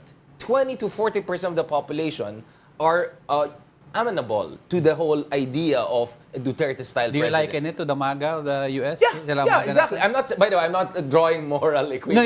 No. Baka ma-persona ng grata naman ako. Movement. But I'm saying it is a solid movement, Yeah. right? So anong pangtapat mo doon? Because the Pinks also have their own, around 10 to 20%. You have the pink wave. So hindi naman pwedeng loyalista in the 1970s sense. So the president, I think his instinct is a technocratic kind of effect. But mga Pinoy tayo, we need something more inspirational, hindi lang technocratic something more relatable. And I think that's going to be the challenge for President Marcos Jr. He should project humility, but he should also project decisiveness. Yun yung kulang sa... Keyword. So you kept on comparing him to his father, right? His father did not lack in projecting decisiveness. He was very... Sometimes a bit too much, I would say, to put it mildly. He's not... I'm Ilocano, right? So a lot of Ilocano, he's more Romualdez daw. Yung malumanay, very gentleman, very statesman. Yeah. Kasi Marcos is very tough sila. Yeah. Very tough sila, diba? So my sense is, we have to see both the Romualdez and Marcos in him. He has to show that dexterity to get the best out of his speech. So this could be, arguably, his most important speech and the game changer. Ano ba in-expect nyo? Yeah, Angel, go ahead. I wanna also ask kasi kung anong nakikita niyang playbook naman ni Senator Amy Marcos. Earlier, for a couple of months ago, narinig natin yung pangalan niya sumulpot sa pagiging Senate President. Senate President. Hindi naman yun natuloy. But right now, making sure na talagang solid yung foundation ng unity, yung foundation ng friendship or relationship nila ng Duterte. Anong playbook naman ngayon na makikita natin this time around with Senator Amy Marcos? Well, as I always say, Amy is for Amy, but having said that, it's a complicated picture for her. So if you look at the 2025 elections, actually Solid North still was the basis of her that was success. Solid North. That was Solid North. In fact, you were in Ilocos, you would see pictures of her and her brother together. So it's not true. So sa Ilocos region and the north of the country, they were still seen as one So family. even if galit ang mga North sa Duterte block, Amy pa rin din Amy nila. still got the So north. Amy has both. North and South? Still the North carried her. So the South was more, I would say, in potential phase, right? Speaking of Amy Marcos, obviously, let's not forget, she just got into the Senate by the skin of her teeth. Yes. Not a very resounding victory. 12th siya pumasok. So I don't know how much momentum she has. I think one thing interesting to watch in the coming year or two is what will happen within the Duterte camp. Because assuming Sara Duterte is the standard bearer, who will be the VP? Robin Hood Padilla? Bongo? Bongo wants to be the president. If Sara... Face off sila. Exactly. Is it going to be is it going to be Amy? So, because Robin Hood could always make the case that I'm the loyal guy. I number 1 the Senate race. You're just like number 12, and you're Marcos, by the way. Like ilang beses pa kami mag-trust ng Marcos, di ba? Like, you get what I'm saying? So Amy actually has a very tough job because she needs the solid north because that's what really keeps her in power. At the same time, how far can she go to win over on the other side when there are already people there like Robin Hood Padilla and Bongo and Bato and all who are already seen as loyal soldiers or at least proven soldiers of the Duterte movement, right? And sons of Davao, sons of Mindanao. So Amy has a very tough situation, actually. I don't know how she's going to navigate it. But the fact that we talk about her means she's relevant. Maybe that's a win in itself. Pero that's why, interesting topic, Richard. Usually pagka-election, it's always the incumbent versus the so-called opposition. It's very confusing sa akin ngayon. Ano ba ang positioning ngayon? Because sa Duterte block, you have them infighting. So malamang their votes will be divided. Right. Who will benefit from this? Will it be Lenny Robredo's movement? Will it be PBBM's movement? So you have many scenarios, but for me, assuming Sara goes all the way to 2028, it could really go down between Sara versus a combined forces of administration, progressives, and pinks, maybe under Lenny. That's the... And some surveys suggest Lenny could actually win in that face-to-face mataas siya. scenario. Some survey would say, but we can have a long conversation about the surveys. But you can also have another situation whereby the pinks and progressive get split. Some are anti-Duterte more than anti-Marcos. Never Marcos versus never. And if that gets split, then maybe Sara can get just enough from one side, and then President BBM might not end up having any really viable candidate. Then I think the Dutertes will be back in 2028. So in short, ang pinks and progressive, they don't have the numbers to be a hegemonic bloc, but they have enough numbers to be at the very least kingmakers. And if they play their cards well in the next 2 to 3 years, they could even end up as the king or the queen. But in Richard, 2028. are we seeing ba na may alliances between the pink progressive and the Marcos bloc ngayon? I think that's far para from kalabanin settled. ng mga I think that's Duterte. far from settled. I think this whole Risa, Bam, Kiko situation na hindi man lang sila in one block right now and they're different signaling about what should be done, that tells you that I'm not ruling out some tensions down the road here, right? Because remember, Riza Ontiveros is a very different kind of opposition from, let's say, Bam or Lenny, right? There are already conversations about the Lenny-Bam tandem. Right? So basically, box out Risa altogether. But there are many people who believe in Risa that she is the future. So it's like in the Democrats, right? Do you want an AOC Bernie Sanders as a future Democrat Party? Or do you want a more Kamala Harris type, right? Medyo similar din yan. Kaya sabi ko, the one risk for the genuine opposition is that baka they get splintered and split. So as early as now, it's good for them to show unity, even if they're on different sides of the bench, right? But this is the Philippines. I think we are good in splitting the difference and making things work, right? So I won't rule out still the pinks being a major force to reckon with come 2020. And if Marcos doesn't have a strong candidate for 2028, he will have no choice but to support whoever is against Duterte's, because kung bumalik naman Duterte, alam natin, it's going to be really hindi naman bloodbath, but something not very ideal for him. Having said that, last point, singit ko lang yan. I know this is gonna sound like crazy. Eto na naman si Richard. He's doing his UFC, hyping up. But watch out for General Torre, right? We have been talking about the Tulfos as one big dark horse for the 2028. But I think General Torre has consistently shown that he has a potential to be also a dark horse. And considering how loyal and effective he has been for President BBM, I won't be surprised in 2 years from now when he's gonna retire as a PNP chief, BBM would say, maybe he's my guy. And Torre could be the next Mindanaoan president. And that would be a very interesting situation. Again, I'm just saying, we're looking at scenarios here. Magagalit na mamata. Ito naman si Richard, nag-hype siya ng tao.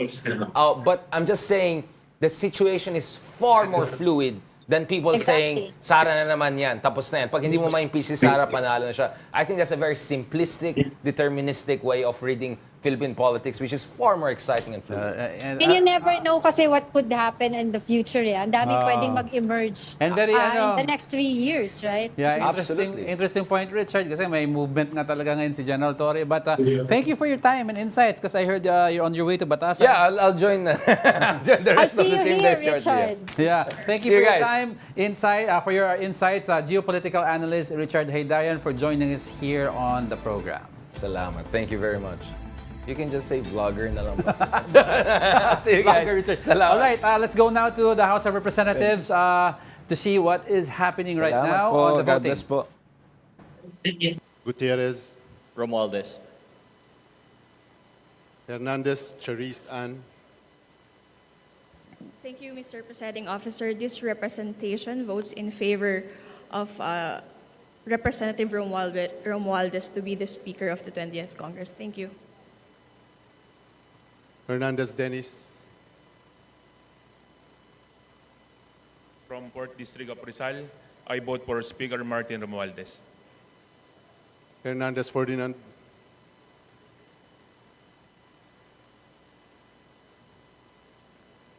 Second District, South Cotabato, I vote for Speaker Ferdinand Martin Romualdez. Hernandez Ramil,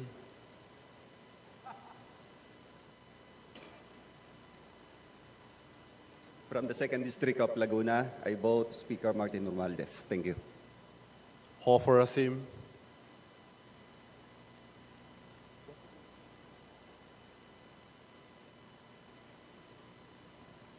From the 2nd District of Zamboanga, Sibugay, I cast my vote for Honorable Ferdinand Martin Romualdez. Oribata.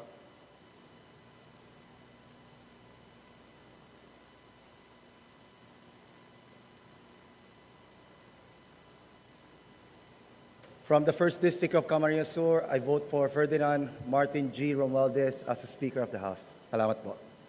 Ismula.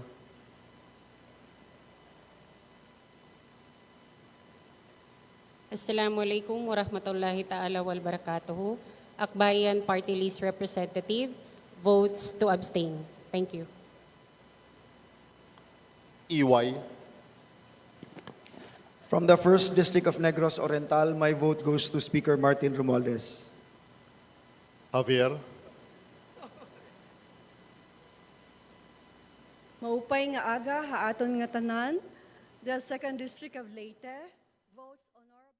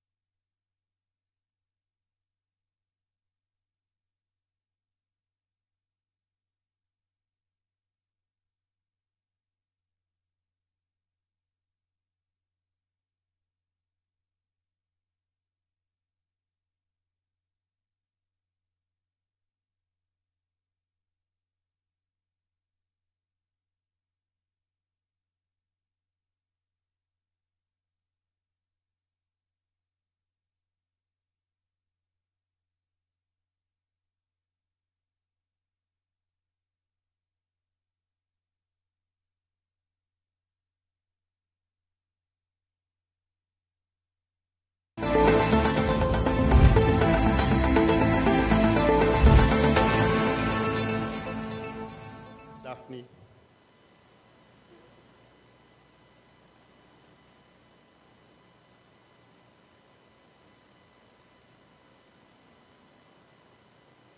I vote for Speaker Martin Romualdez. Lagon Sani.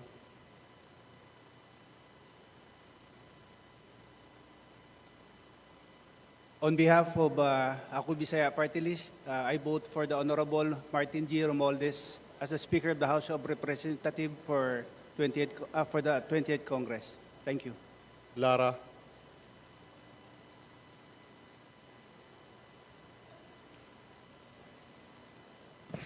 Balo, Presiding Officer. As a representative of the 3rd District of Cagayan, I vote for Honorable Speaker Ferdinand Martin Romualdez as the Speaker of the 20th Congress. Mabalo. Lazatin.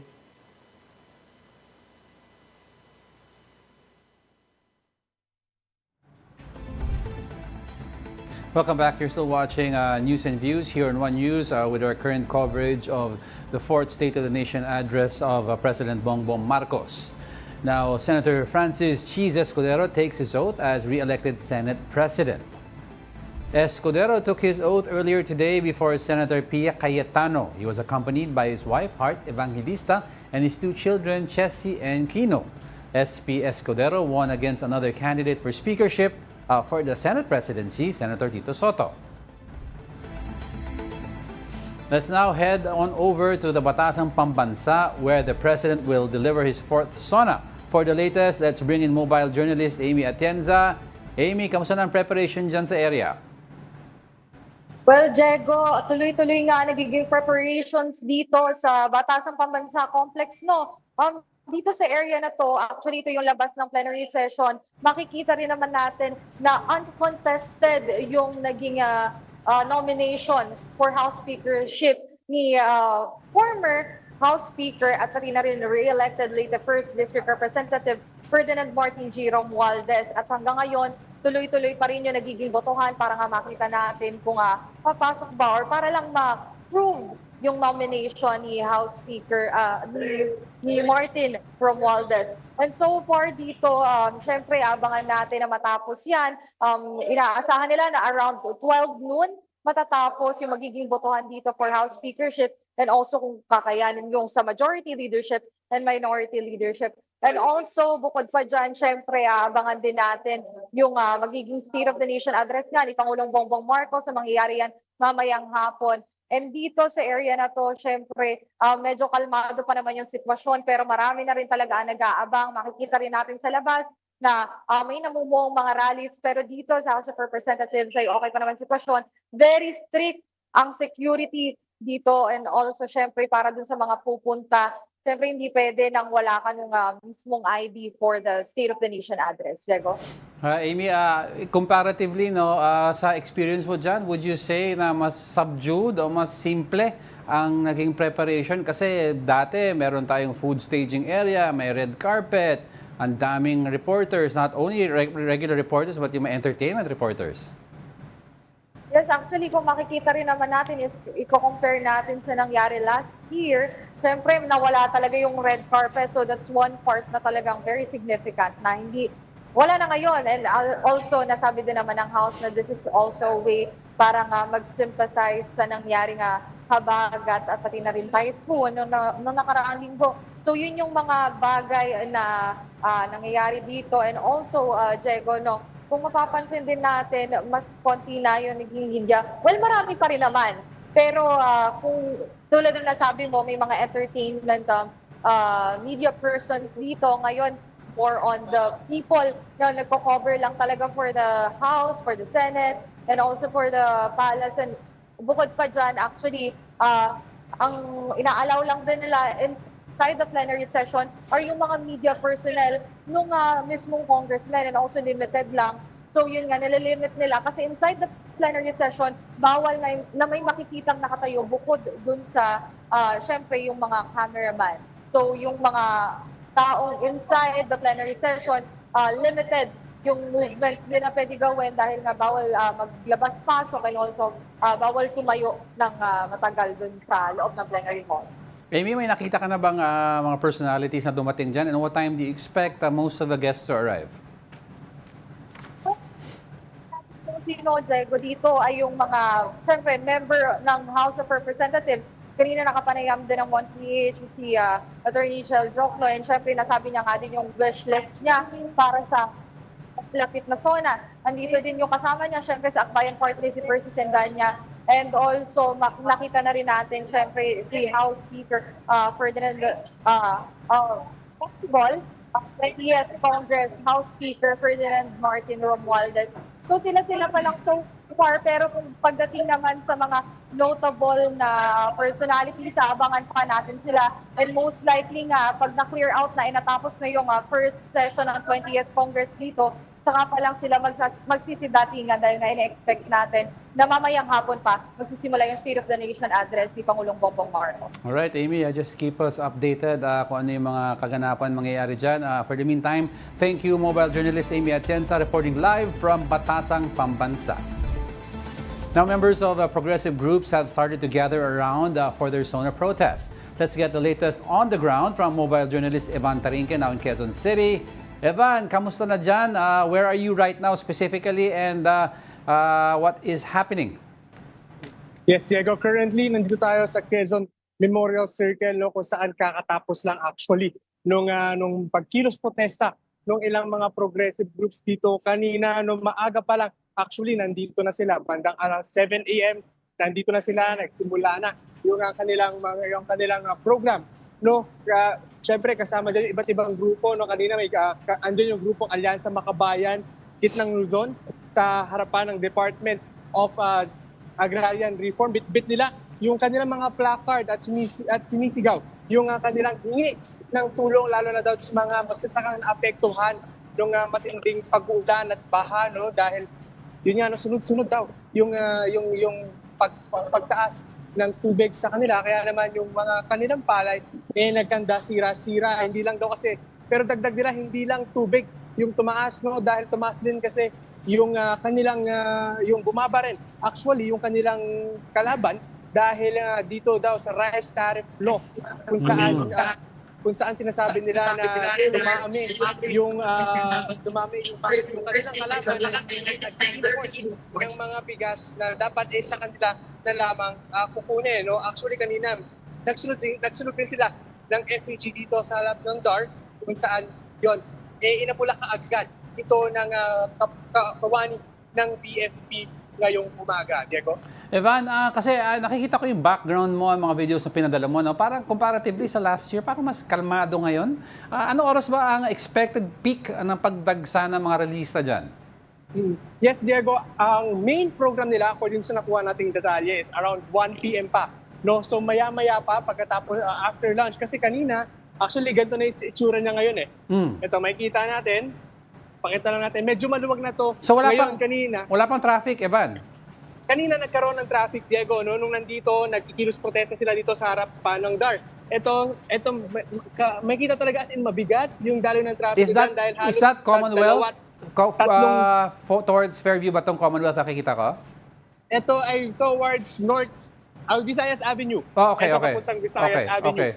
So nandito sila kanina, so around 2-3 lanes yung kanilang actually na kinain na lanes, no. So malaki talaga yung kinain nilang daanan. So nakita yung significant na pagbigat ng trapiko. Actually kanina doon papunta dito sa circle, kung galing kang north, kung galing kang Fairview, mabigat na yung daloy ng trapiko dahil na rin yan doon sa zipper lane na inilatag kanina umaga. Diego? So until later, Evan, ma-expect natin bibigat at bibigat pa ang traffic habang palapit ang oras na pagdating ni President Bongbong Marcos.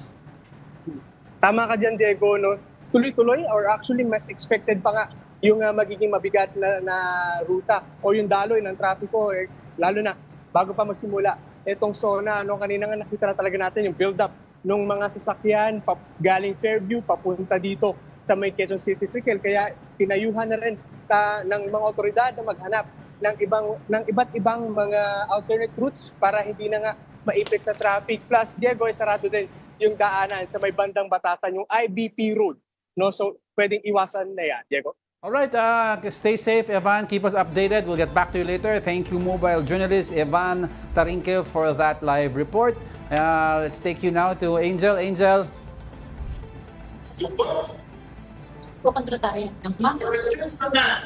Angel, go ahead.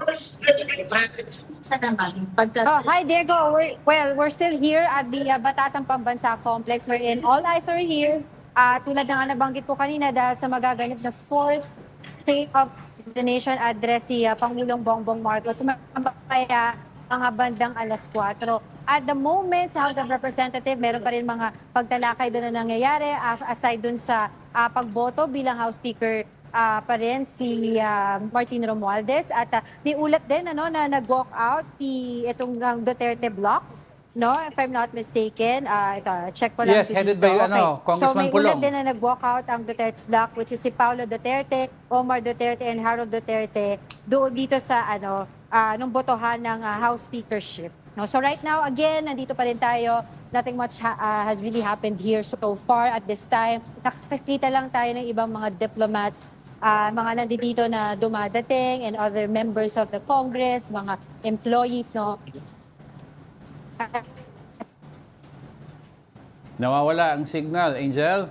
Earlier dito sa Angel, sa mawawala north signal wing mo. ng Batasang, wala carpet. Ay ito makibagay doon sa nangyayari dito sa atin sa bansa.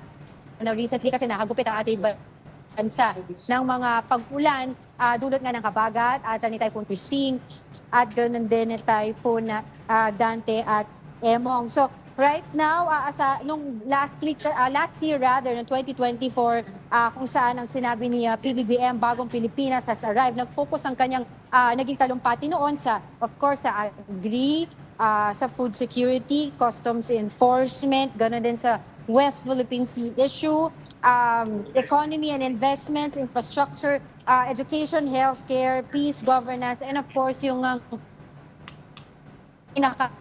naging highlight doon yung pag-pogo ban niya. So right now, aasahan din natin mamaya kung ano-ano pa yung mga kanyang magiging ulat, no? Yung score ng Malabo ata yung signal. Angel, yung signal mo is choppy. blueprint naman. Angel, wait. Can you hear me right now? Yeah, medyo malabo signal, but let's take it over muna to Merimon at the Senate habang inaayos natin yung signal mo. Merimon, go ahead.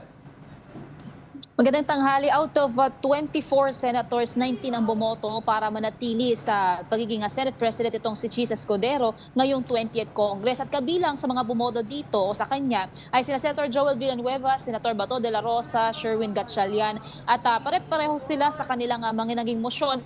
Ang nasabi nila kalidad daw at maaasahan ang liderato ni Escudero, lalong-lalo na raw pagdating sa mabibigat na issue tulad nga nitong impeachment case laban kay VP Sara Duterte. Sa botohan din kanina para sa liderato, nakumpirma na rin na ito nga sina Senadora Bam Aquino pati Kiko Pangilinan ay magiging bahagi ng Senate majority. Pero paliwanag ni Senator Pangilinan, hindi raw siya kakampi ng administrasyon. Ito ay para raw sa agriculture sector na kanyang adhikain, kung saan bukas daw siyang makipagtrabaho sa kahit na sino para raw sa ikabubuti nito. At pero ang sabi niya rin, hindi raw nito matitinag ang kanyang pagiging fiercely independent. Samantalang nakakuha ng 5 boto si Senator Tito Soto at dahil dito magsisilbi na siyang minority leader sa Senado kasama sina Senator Mig Zubiri, Loren Legarda, Ping Lacson at Senadora Risa Hontiveros. Si Senator Jingo Estrada naman nanatili bilang Senate President pro tempore at si Senator Joel Villanueva bilang Chairperson on Committee on Rules at Senate Majority Floor Leader.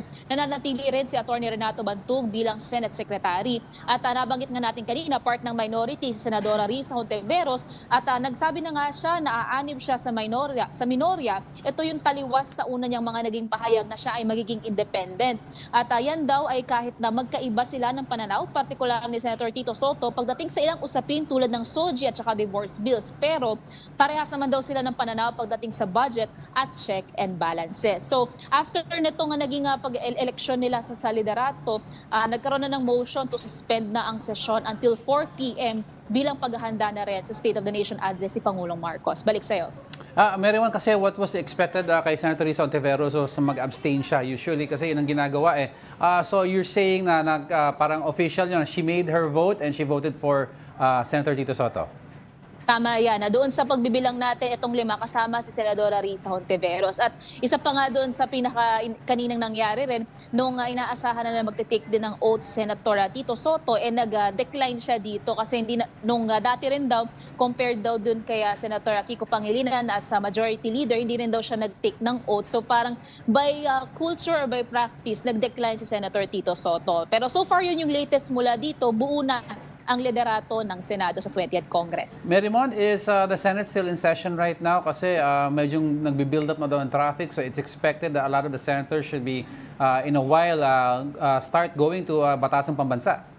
Tama, naging right after itong election, sinuspend na agad itong kanilang session until 4 o'clock p.m. So asahan na natin pagkatapos na ng quick lunch dito ng mga senator, mga dignitary plus yung kanilang guests o mga kamag-anak, asahan na natin yung pag-alis nila dito sa Senado papunta sa Batasan. So travel time around an hour plus the traffic, kaya minabuti ng aagahan na talagang pagpunta ng mga senador. Pero linawin ko lang, Marimon, wala pang mga major committees, assignments sa mga major committees.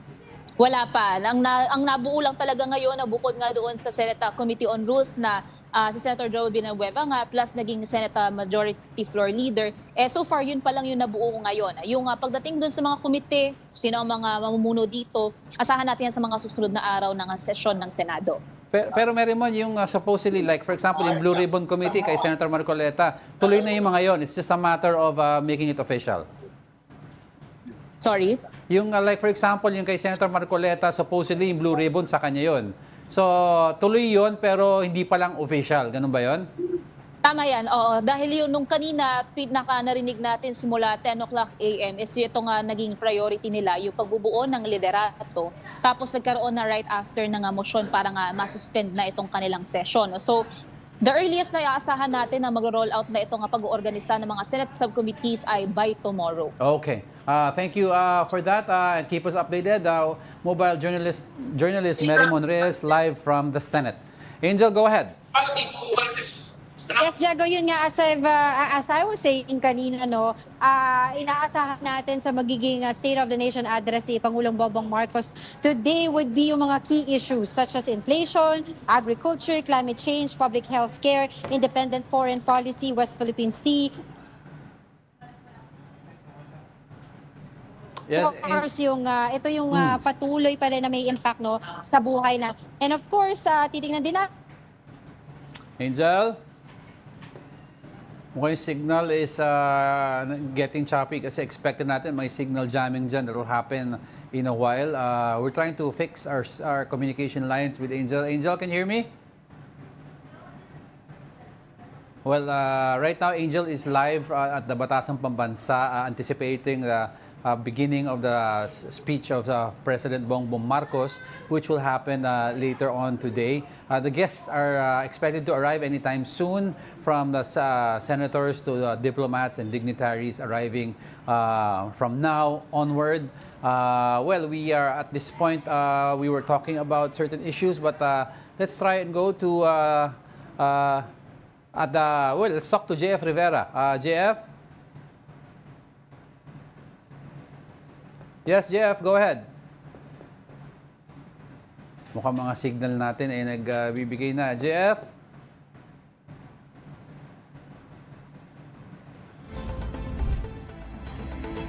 Alright, around 16,000 police officers will be...